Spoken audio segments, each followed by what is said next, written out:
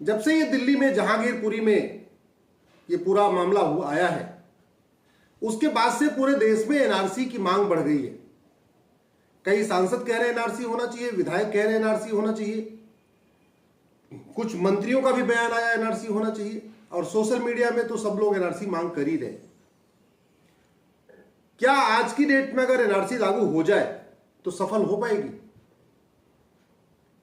दूसरा, एनआरसी लागू करने के बाद क्या दोबारा फिर से शाहीन बाग होगा, फिर से दिल्ली दंगा होगा? क्या एनआरसी लागू करने के बाद फिर से लोग कहेंगे हम कागज नहीं दिखाएंगे, कागज नहीं दिखाएंगे? इसको समझना बहुत जरूरी है। पहली बात तो ये, एनआरसी का मतलब ये होता है कि हमारे जो तीसरे क्लास के कर्मचारी हैं, गवर्नमेंट एम्प्लॉई, लेखपाल हो गए, पटवारी हो गए, कानूनगो हो गए, बाबू हो गए, जो अलग अलग सरकारी डिपार्टमेंट में काम करते हैं, ये घर घर जाएंगे, लोगों का डॉक्यूमेंट वेरीफाई देखेंगे और उसके बाद उनका नाम रजिस्टर में एंट्री करेंगे। यह है एनआरसी की पूरी प्रक्रिया।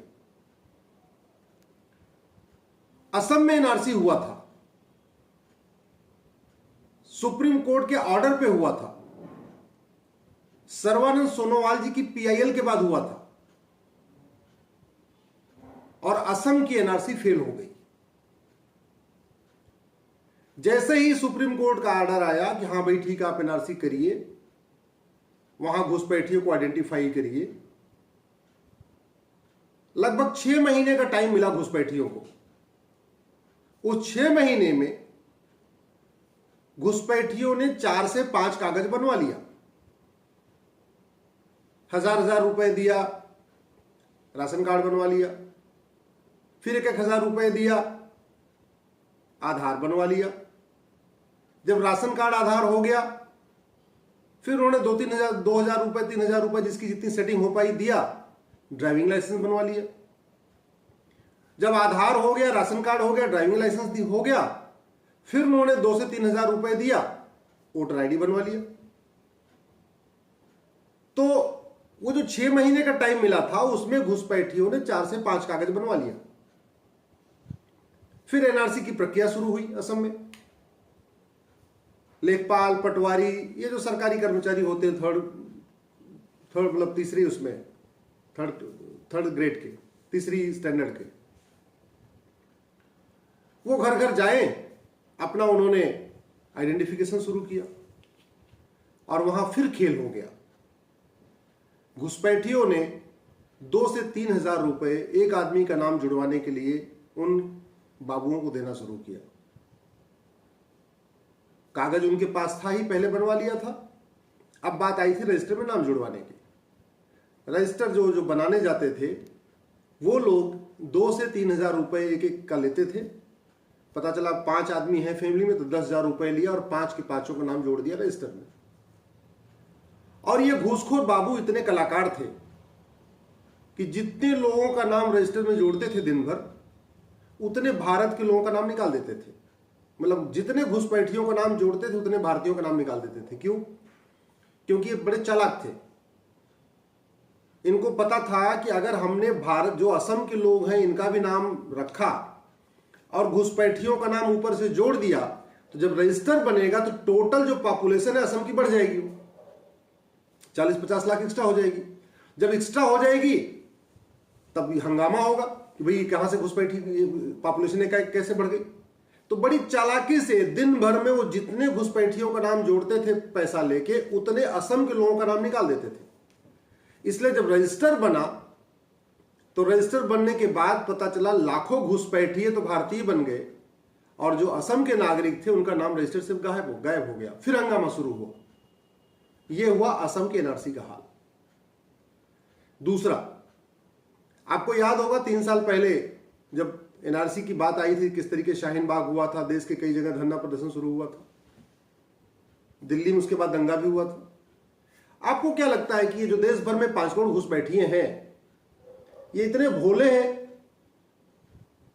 कि इन्होंने अब कागज नहीं बनवाया होगा? जहांगीरपुरी में जहां घुसपैठियों का हब है। कोई एक भी घुसपैठिया ऐसा नहीं जिसके पास 5-6 कागज नहीं है। ये दिल्ली की राजधानी की बात कर रहा हूं, देश की राजधानी की बात कर रहा हूं मैं।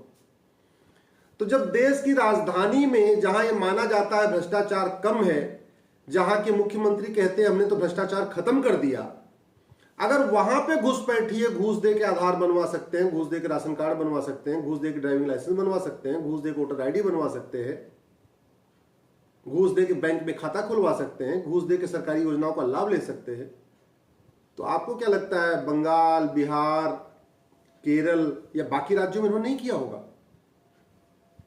वो जो पिछले साल दंगा हुआ था ना, आपको याद है, जो शाहीन बाग कांड हुआ था, उसके बाद पूरे देश में बड़े पैमाने पे इन घुसपैठियों की फंडिंग हुई है। इनके सीधे क्या मतलब, इनके एक एक टुकड़े टुकड़े इनके छोटे छोटे ग्रुप के नेता होते हैं, सीधे उनको पैसा आता है और उनकी जिम्मेदारी होती है कि वो अपने क्षेत्र के सभी घुसपैठियों का पूरा कागज बनवाए। ये जो दिल्ली में अंसार पकड़ा गया, ये भी उसी में से एक है। अभी ईडी जांच कर रही है। ये कुछ नहीं करता था, कोई बहुत बड़ा कारोबार नहीं, फिर भी BMW से चलता था। चैन आपने देखा कितनी मोटी मोटी पहनता था, अंगूठियां कितनी मोटी मोटी पहनता था, दिखा रहा था, राइफल भी लेके बैठा हुआ था। कहां से पैसा आया? इन लोगों को खाड़ी देशों से पैसा आता है हवाला के जरिए। और ये एक तरीके से ये ग्रुप लीडर होते हैं। इनकी ड्यूटी होती है कि सरकारी अधिकारियों से, सरकारी बाबुओं से साठगांठ करके वो उनके क्षेत्र में रहने वाले जो 1000-2000 घुसपैठिए हैं उनका पूरा डॉक्यूमेंट तैयार कराए। ये अंसार जो है यही करता था, जो पकड़ा गया है दिल्ली में। ऐसे भारत में हजारों अंसार हैं जो इनका काम यही है घुसपैठियों की मदद करना।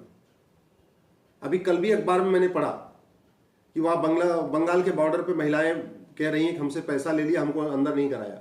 पकड़ी गई हो कई महिलाएं, और वहां दलाल भी पकड़े गए हैं जो यही काम करते थे, पैसा लेके वहां पे बांग्लादेशियों को अंदर कराते थे।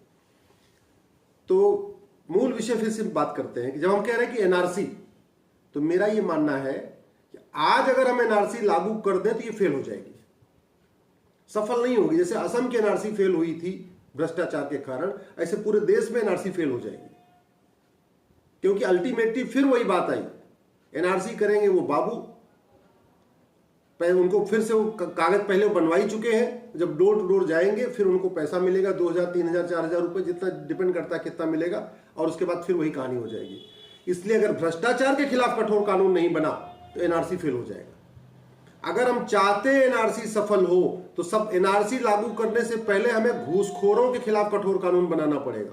जब तक घूसखोरों की 100% प्रॉपर्टी जब्त करने के लिए कानून नहीं बनेगा, जब तक संपत्ति को आधार से लिंक करने का कानून नहीं बनेगा, संपत्ति को आधार से लिंक करने का कानून नहीं बनेगा, घुसपैठियों के 100% प्रॉपर्टी, घूसखोरों की 100% प्रॉपर्टी जब्त करने का कानून नहीं बनेगा, तब तक भ्रष्टाचार बंद नहीं होगा। और जो सबसे बड़ा खतरा हमारे लिए बना हुआ है वो 100 रुपए से बड़ी नोट है।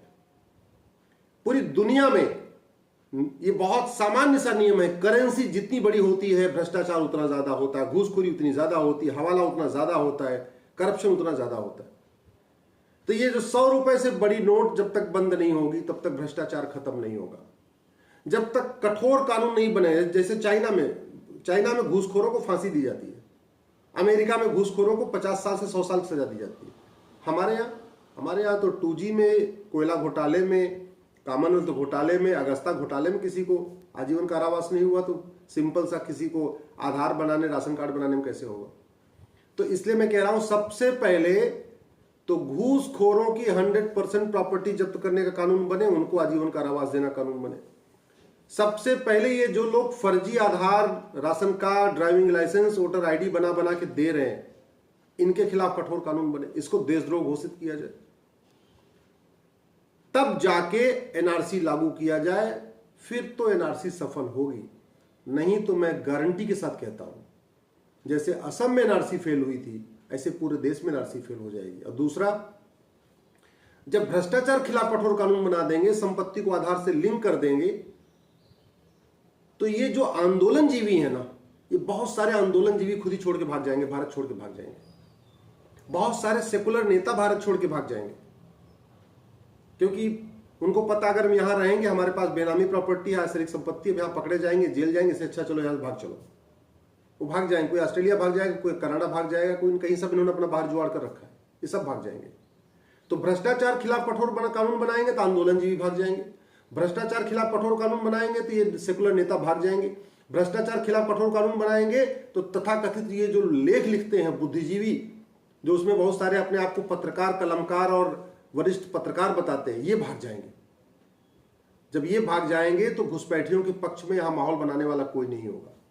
इसलिए मैं कहता हूं सबसे पहले भ्रष्टाचार खिलाफ कठोर कानून बने, उसके बाद एनआरसी लागू किया जाए। नहीं तो गारंटी के साथ कहता हूं, जैसे असम में एनआरसी फेल हो गई, असम में एनआरसी हुआ, सब कुछ हुआ, लेकिन अभी तक कोई डिपोर्ट नहीं हुआ है, सब वहीं असम में रह रहे हैं। वहां पे पहली बात तो जितने थे उसमें से आधों ने अपना कागज अपने आप वेरीफाई करा लिया, उन्होंने नाम जुड़वा लिया, और जितनों का नाम आया भी वो भी डिटेंशन सेंटर बढ़िया वहीं खा पी रहे हैं, सरकारी पैसे से वो मौज कर रहे हैं। कोई नहीं बांग्लादेश गया, सब वहीं असम में पड़े हुए हैं। तो अगर हमने बिना तैयारी के एनआरसी लागू कर भी दिया तो कुछ फायदा नहीं होगा। पूरे देश में हंगामा जरूर होगा, आगजनी जरूर होगी, चारों तरफ चर्चा जरूर होगी, लेकिन एक्चुअल में कोई घुसपैठिया बाहर नहीं जाएगा, सबके सब यहीं रहेंगे। इसलिए सबसे पहले घुसपैठ नियंत्रण कानून, उसके बाद एनआरसी। जय हिंद, जय भारत।